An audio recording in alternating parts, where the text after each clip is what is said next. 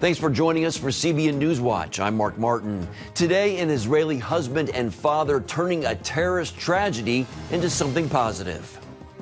He lost 3 family members, including his wife, but this Israeli rabbi chose to overcome it by giving the gift of life. If we support the good and reject the evil, then we can all play our part in building a better world. We'll tell you how he used this tragedy to help others.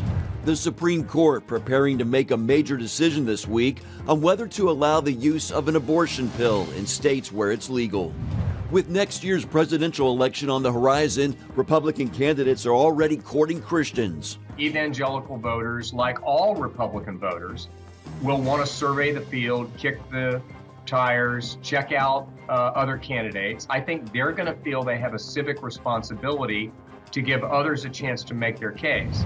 It's the ultimate high ground in warfare, space, and we'll see how the new U.S. Space Force is protecting the U.S. from up above. Space is becoming more and more important to the entire world, and the Space Force is here to protect our American interest and to preserve freedom in space.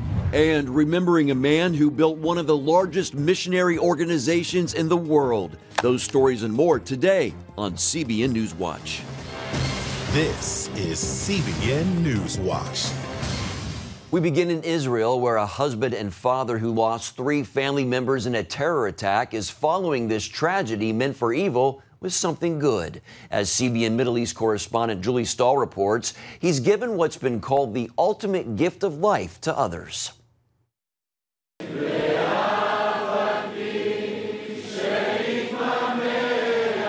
As Rabbi Leo D., the husband and father of 3 terror victims, grieved the loss of his wife, he also chose to be thankful. On Sunday, I talked about looking at the good. Lucy, I have a choice. I could lament over the next 25 years of marriage that I've lost, but I actually feel blessed to have had 25 years of a beautiful marriage with you. Tragedy struck when terrorists fired on a car carrying Lucy D. and their daughters, Maya and Corrine, as they headed to a family vacation. Maya and Corrine died immediately, while Lucy lived 3 more days. Lucy had had 2 bullets, one through her brain stem and one lodged at the top of her spine. There was an operation, there was reason for hope, but alas, our family of 7 is now a family of 4. Rabbi D. praised his wife at her funeral. Your light has traveled across all of humanity in an instant. You held on so we could honor you individually and give you a unique send-off for a unique soul. A soul that has changed and will continue to change so many lives. May your soul be so bound up in the bond of everlasting life. As a final tribute, the rabbi donated Lucy's organs to save the lives of others. Doctors transplanted her heart, liver, and kidneys to 4 patients in need. Bellinson Hospital CEO Dr. Eitan Wertheim called organ donation the ultimate gift of life for the recipients. Our hearts break for the D family, who suffered an unimaginable loss, and yet, during their darkest hour, they thought about how Lucy could continue to help others by donating her organs so that these individuals can have a renewed sense of life. The D family immigrated here from the UK in 2014. Rabbi D now sees a greater need to remain and calls on Israelis to unite and the world to support Israel. If we support the good and reject the evil, then we can all play our part in building a better world. And he asked everyone to take a symbolic stand. So make today D's Day. Just share a post with an Israeli flag and let the message out. If we differentiate between good and evil, then we can all help make this world a better place. Do it for your soul. Do it for the souls of Maya, Rena, and Lucy D. Do it for all of humanity. And do it now. It has never been more urgent. Israeli security forces remain on high alert against the possibility of more attacks, and Prime Minister Netanyahu has vowed to find the terrorists and hold them accountable. Julie Stahl, CBN News, Jerusalem. Also in the Middle East, a senior delegation from the Palestinian terror group Hamas was set to visit Saudi Arabia on Sunday. The move seems to further dampen Israel's hopes for establishing ties with the Saudi kingdom. Israeli Prime Minister Benjamin Netanyahu's office had no comment on the meeting. Relations between Hamas and Saudi Arabia have been cold since Hamas seized power in the Gaza Strip in a bloody coup from the Palestinian Authority in 2007. Hamas's ties with Iran also put distance between Hamas and Saudi Arabia. When Israel signed the Abraham Accords with the UAE and Bahrain in 2020, Hopes were high that Saudi Arabia would join the accords, especially because they had a common enemy, Iran. But the Saudis' recent renewed relations with Iran also reduced the possibility that the Saudis would develop ties with the Jewish state. Still, Middle East expert Avi Melamed says Israel could potentially benefit from this because ties between the Saudis and Hamas could weaken Iran's plans for more power in the Middle East. Here at home, the Supreme Court is expected to rule this week in the ongoing legal battle over an abortion pill. The High Court set to decide whether the pill can still be used in certain states. The ruling will come after multiple court cases in the last week and a half, with decisions both for and against allowing the use of the pill. Dale Hurd has the story. The High Court will consider whether to grant the Biden administration's request to preserve FDA approval of the drug mifepristone, which is used in more than half of all U.S. abortions. Are we going to back down? No! Recent court rulings allow the pill to remain widely available, but under new restrictions.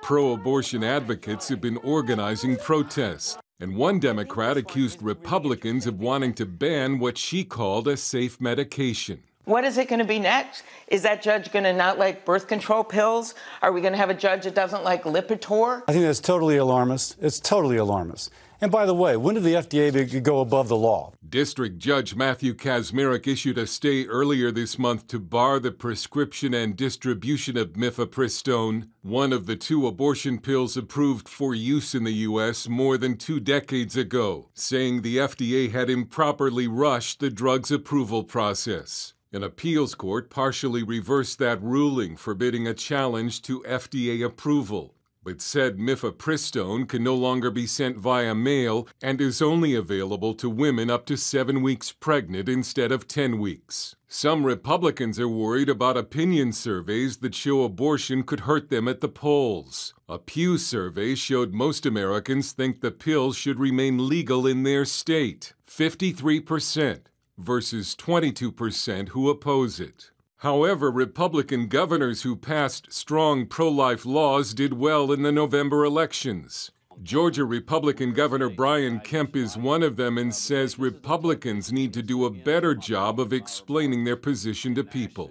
We have to explain to people what we're for. People are principled in this country, and I think voters understand that even if they disagree with you. Florida Governor Ron DeSantis just signed a 6-week abortion ban called the Heartbeat Bill, and polls in Florida show 62% of Floridians support it. This bill is protecting, obviously, the life of unborn babies from as early as 6 weeks when a heartbeat is first detected. And obviously, women's lives are going to be safe and protected through this bill. Observers say Republican presidential contenders will be walking a tightrope on the issue between the party's pro-life base and those voters who want the abortion pill to remain legal. Dale Hurd, CBN News. Coming up, the election is more than a year away, and already presidential hopefuls are courting the evangelical vote. We'll hear how they're strategizing to win the support of Christians when we come back.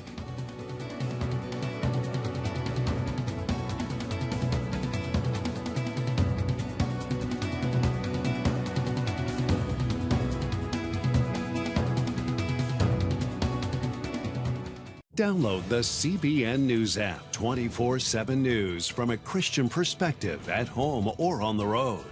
One place for all of your news. Breaking news alerts. Set daily prayer goals and pray for news stories. Read the most important news and watch CBN News Channel live. CBN News, because truth matters. Go to cbnnewsapp.com to get the app today. Welcome back to NewsWatch. Evangelical Christians are one of the largest voting blocs in the Republican Party, and they will play a key role in choosing the 2024 GOP presidential candidate. CBN's David Brody brings us this look at the potential candidates and their efforts to court evangelical voters. We are the pro-life generation. As expected, Republican evangelical voters will stand for issues like fighting for the sanctity of life, religious freedom, supporting Israel, and conservative judicial appointments. So far in this campaign cycle, parental rights and the radical push on gender ideology are taking up most of the space. GOP presidential candidate Nikki Haley and others are sounding the alarm. All of this wokeism is trying to change the core of what the family is. The family has always been one that prays at home, goes to church, teaches morals, grows their children, and sends them out to do God's work. That's always been the case until now. For decades, evangelicals have focused on what kids are learning in the classroom. From homeschooling to school vouchers, the issue remains important. Now the subject encompasses areas many parents never thought would be considered school curriculum. Florida Governor Ron DeSantis, who's also expected to enter the race, has been at the forefront. You do not take a 6-year-old boy and tell him he may actually be a girl. That is wrong, and that is illegal in the state of Florida because of our efforts. President Trump has harped on the same theme about protecting kids. I will revoke every Biden policy promoting the chemical castration and sexual mutilation of our youth, and ask Congress to send me a bill prohibiting child sexual mutilation in all 50 states. While former President Donald Trump still enjoys popularity with evangelicals, winning them over again in droves is not a slam dunk. With an indictment now a reality, it remains to be seen whether his support with evangelicals will drop or possibly even grow stronger. Trump and evangelicals have always had a relationship based on a mutual feeling of being outcasts in society, so this indictment could actually help him even more. As it stands now, a new Monmouth poll shows 34% of evangelicals support Trump as the nominee. Ron DeSantis is close at 32%. Scoring in the single digits are people like Mike Pence, Nikki Haley, and Mike Pompeo. One concern for Trump is a potentially head-to-head matchup with DeSantis, who has a slightly higher favorability rating, 82 to 80% among evangelicals. He also leads Trump by 7 points, 51 to 44% as well. Ralph Reed, CEO of the Faith and Freedom Coalition, says no matter what happens, Trump has changed the evangelical primary dynamic. Donald Trump, through his presidency, through his achievements and his accomplishments for life, for Israel, for marriage, for family, for religious freedom, has raised the bar of expectations among all conservative and faith-based voters. And every candidate better be ready to lay out what they're going to do, not just what they've done.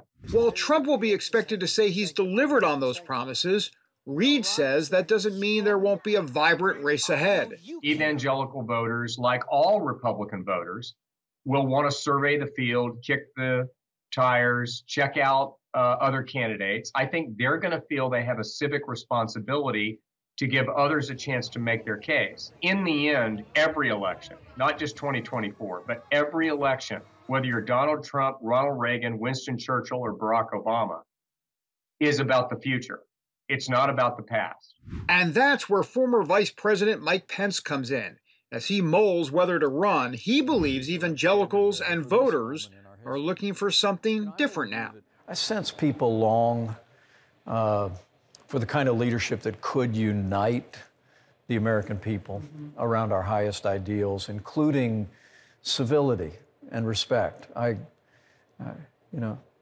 politics are very divided right now, David, but I'm not sure the American people are as divided as our politics. But it will likely be a divided primary field with Trump on one side and the others calling the party to move on from the former president. The 2024 question is whether enough evangelical voters will break from Trump and choose a different candidate they believe can still bring the results that Trump did as president. David Brody, CBN News, Washington. Still ahead, our look at the United States Space Force, known as the Guardians. We're going to see how the newest branch of the armed services is protecting America in space and on the ground, right after this.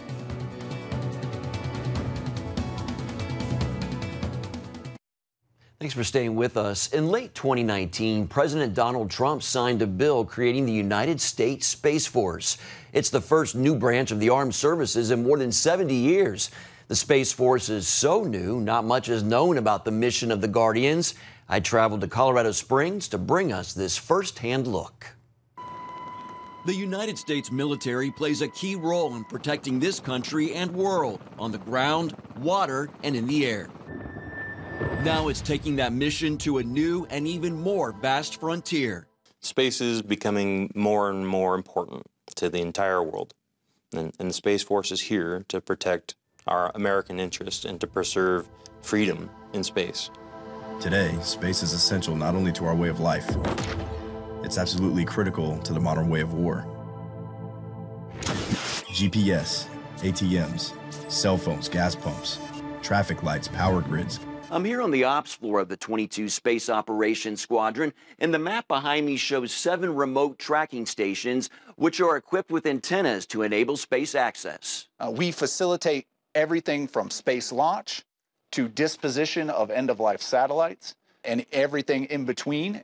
Major General Sean Bratton oversees the Space Training and Readiness Command. He sees this new branch as critical to America's future. We've always flown these spacecraft. We didn't just invent them all with the stamp of the Space Force. We flew them as part of the Air Force. But there's been change recently. We've really seen potential adversaries move into the space domain, begin to threaten our capabilities. And I think that drove Congress to think through and finally decide to enact or create a new service specifically focused on the space domain. The service's uses of its spacecraft include communication, GPS, and more military-specific needs. The missile warning spacecraft, for example, so we can look and observe missile launches around the world, primarily to warn the joint force. Bratton confirms the greatest threats in this arena are China and Russia. Both have considerable space capability. We see them testing weapons now in the space domain, which is new behavior in the past kind of 10 to 15 years. And so I think that gives us cause for caution and causes us to really think about how do we protect and defend our capabilities in space. Brad Bowman serves as Senior Director of the Center on Military and Political Power at the Foundation for Defense of Democracies. He says the space domain is hotly contested. Even as China and Russia are fielding capabilities, combat capabilities in space to take out our satellites, they're simultaneously trying to take steps at the United Nations to bind our ability or to constrain, limit, reduce into our ability to do the same thing. It's good old Soviet hypocrisy at its best. Lieutenant Colonel Brian Day oversees around 400 Space Force Guardians and government civilians operating close to 30 military communication satellites. Whether it be operations in the European theater, Pacific theater, in the Middle East, we're supplying all of the communications to ensure that all of those soldiers, sailors, airmen, Marines, and Guardians that are in harm's way have absolutely uninterrupted communications to execute their mission. Part of the training here focuses on enhanced technical education. Lieutenant Colonel Ryan Durand is the provost of the National Security Space Institute, which incorporates virtual reality and augmented reality into the curriculum. Allow students to have more of a hands-on approach to what is inside of a satellite? What does it look like? What do orbits look like? This virtual reality simulator allows the students to move in orbit. It helps them to visualize what actually happens when they send commands to a real-life satellite from the Earth. I also got to try my hands at augmented reality. So like in a class, you can just expand it, you can contract it, you can look at the different dimensions of it. Basically, it causes the coursework to come alive. Exactly. Another aspect of preparing Guardians involves taking part in war game simulations. If they do not have the opportunity to face a threat in a training environment, when they have to meet the real threat, they're not going to be as equipped. Master Sergeant Joshua Mauser showed us a representation of what's called a direct ascent anti-satellite missile. That is literally just a missile that is launched from the ground with the intention of striking an object that is orbiting in a low Earth orbit. It's a very serious threat. Space Force Weapons Officer Captain Mike Foley describes the space domain as constantly evolving. As the world gets more interested in returning to the moon, landing astronauts again on the lunar surface, That adds a whole new layer of complexity to the space domain, where now we're not just worried about our geosynchronous satellites in orbit, we're worried about the space all the way out to the moon. And when you think of the moon, astronauts might come to mind, but don't confuse NASA with the Space Force. NASA is the science side of things, if you will, the exploration. Our job is to protect and defend the domain, so that includes NASA. The Space Force motto is Semper Supra, which means always above. And as space plays a growing role in everyday life, it becomes clear of the need for a military to keep its eyes on what's above in order to secure our freedom.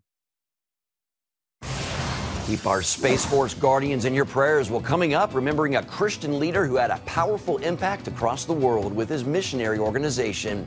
We're going to bring you his story when we come back. Stay with us.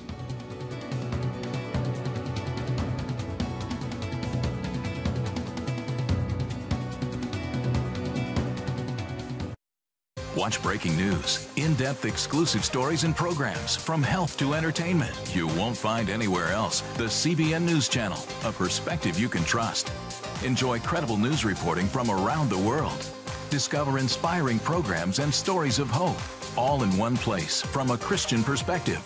The CBN News Channel, a perspective you can trust. To watch the CBN News Channel, download the app or visit cbnnewschannel.com. Evangelist and missionary leader George Verwer passed away peacefully Friday at age 83 while surrounded by family members and loved ones. Verwer founded the missionary organization Operation Mobilization. Its mission is to see vibrant communities of Jesus followers among the least reached. Operation Mobilization is one of the largest mission organizations in the world. It sent thousands of missionaries to distribute Bibles and Christian literature, educating people about Jesus Christ and encouraging them to have a personal relationship with the Lord.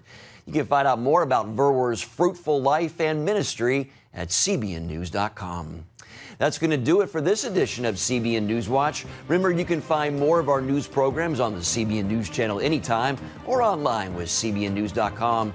Also, tell us what you think about the stories you've seen by emailing newswatch@cbn.com or talk to us on Facebook, Twitter, and Instagram. Hope you'll join us next time. Have a great week.